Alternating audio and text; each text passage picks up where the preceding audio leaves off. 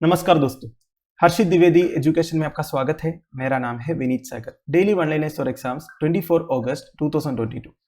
आज के इंपॉर्टेंट वनलाइनर्स कौन कौन सा है चेक करते हैं। सबसे पहला, forever chemicals that are contaminating rain water globally.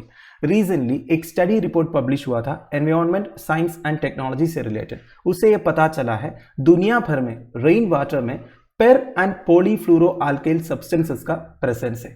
इसे पीएफएस बोलते हैं दोस्तों, ध्यान दीजिएगा। कॉमनली इसे फॉरएवर केमिकल्स बोलते हैं। देखिए फॉरएवर केमिकल्स ऐसा क्यों बोलते हैं? क्योंकि ये एटमॉस्फेयर, रेन वाटर, सोइल, ये सब में लॉन्ग पीरियड्स ऑफ टाइम के लिए रहते हैं। ये जल्दी ब्रेक डाउन नहीं होता, इसलिए इन्हें फॉरएवर केमिकल्स भी बोलते हैं। US centre for disease control and prevention के हिसाब से पीएफएस मैन मेड केमिकल्स है दोस्तों। हम ये नॉन स्टिक कुकवेयर बनाने के लिए, water repellent clothing, stain resistant fabrics, cosmetics, fire fighting foams, ये सब के लिए यूज करते हैं। ठीक है, तो इसी से ये एनवायरनमेंट में रिलीज होते हैं। नाउ ऑब्वियस ही बात है, इससे हेल्थ रिस्क तो होगा ही। तो कॉमन हेल्थ रिस्क कौन कौन सा है? एक तो डिक्रीज्ड फर्टिलिटी हो सकता है, बच्चों में डेवलपमेंटल इफेक्ट्स हो सकता है, बॉडी हार्मोन्स के साथ इंटरफेरेंस हो सकता है, कोलेस्ट्रॉल लेवल्स इंक्रीज हो सकता है and increased risk of some cancers भी है दोस्तों। Basically they are carcinogens also. और एक बात यह है दोस्तों, रिसेंटली एक रिसर्च से यह पता चला पीएफएस की वजह से हमारा एंटीबॉडीज ठीक से काम करना बंद करेंगे।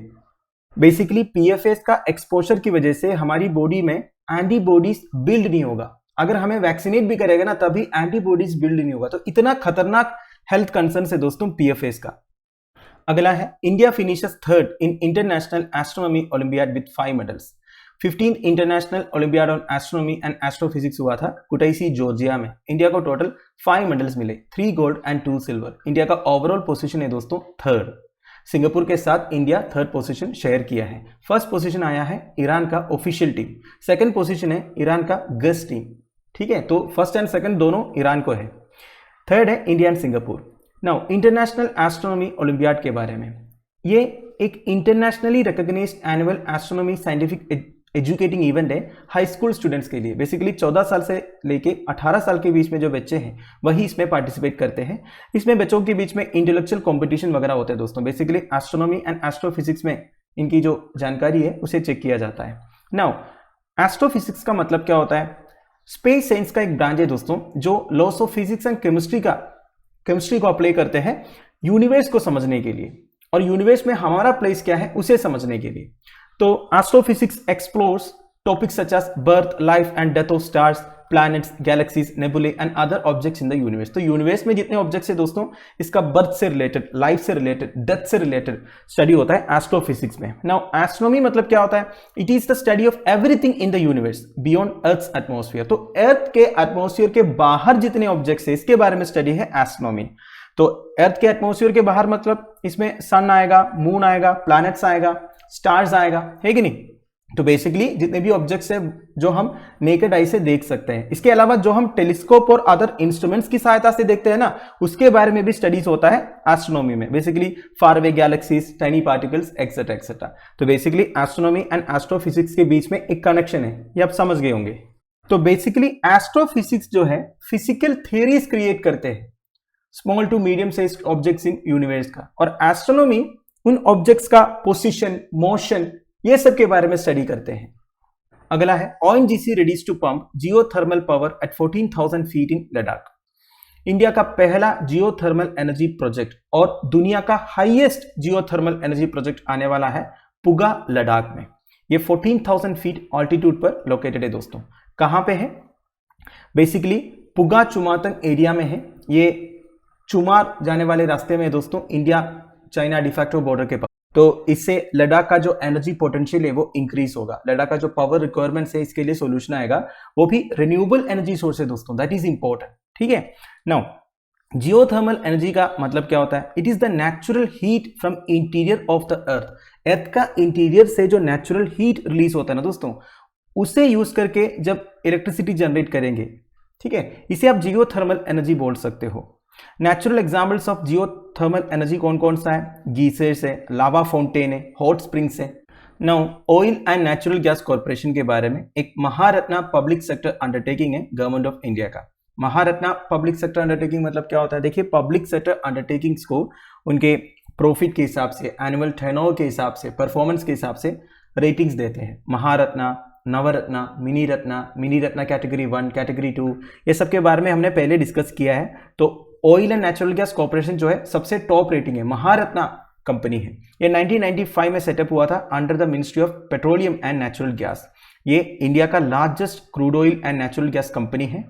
70% of Indian domestic production of oil and natural gas ONGC contribute करते हैं। अगला है legal aid defence council system launched in 365 districts. National legal services authority LADCS that is legal aid defence council system launch किया है with full time legal aid lawyers in 365 district legal services authorities across India.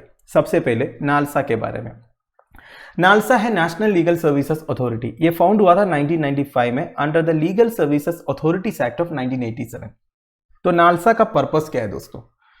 देखिए, हमारे देश में कई सारे लोग हैं जो एक एडवोकेट को अफोर्ड नहीं कर पाते हैं। अब सबको पता है, अगर आपको कोई भी केस में एडवोकेट के पास जाना है तो उनका फीस रहता है। तो कई सारे लोग हैं हमारे देश में जो एक एडवोकेट का फीस तक अफोर्ड नहीं कर पाते हैं। तो ऐसे लोगों को हेल्प करने के लिए 1995 में गवर्नमेंट फाउंड किया था नेशनल लीगल सर्विसेज अथॉरिटी। अब ये फ्री लीगल एड प्रोवाइड करते हैं दोस्तों एलिजिबल कैंडिडेट्स को। ऐसा नहीं कोई भी पहुंच जाओ नालसा के पास कि मुझे एडवोकेट को पैसे नहीं देना है, आप मुझे फ्री लीगल एड प्रोवाइड करो, ऐसा नहीं होगा। एलिजिबल कैंडिडेट्स मतलब जो वल्नरेबल पॉपुलेशन है, जैसे कि जो बिलो पॉवर्टी लाइन है, जो scheduled caste and scheduled tribe है, जो वीमेन है, तो इस तरह के लोगों को ये फ्री लीगल एड प्रोवाइड करते हैं। तो अब न्यूज क्या है दोस्तों? नालसा LADCS लॉन्च किया है। LADCS मतलब legal aid defence council system. LADC is a NALSA funded project to provide free legal aid to accused persons to defend themselves in criminal trials। तो देखिए, जो अक्यूज्ड हैं उनको अपना क्रिमिनल ट्रायल्स में अपने आप को डिफेंड करने के लिए फ्री लीगल एड प्रोवाइड करेंगे LADC। और LADC नालसा फंडेड प्रोजेक्ट है। वैसे आपने लोक अदालत के बारे में सुना होगा। रिसेंटली मैंने एक आर्टिकल कवर किया था लोक अदालत के बारे में। लोक अदालत एक माइलस्टोन अचीव किया था। इसी साल में करीब 2 लाख से ज्यादा केसेस लोक अदालत के थ्रू डिस्पोज हो गया था। तो ये लोक अदालत ऑर्गेनाइज करते हैं नेशनल लीगल सर्विसेज अथॉरिटी, ये ध्यान दीजिएगा, ठीक है। अब आपसे एक सवाल है दोस्तों, हमारे एक directive principle of state policy है जिसमें यह बोलता है कि ये स्टेट की रिस्पॉन्सिबिलिटी है कि फ्री लीगल एड प्रोवाइड करना और जस्टिस को प्रमोट करना on the basis of equal opportunity. ये कौन सा DPSP है आप बताएं। अगला है Portugal becomes fastest ageing country in European union.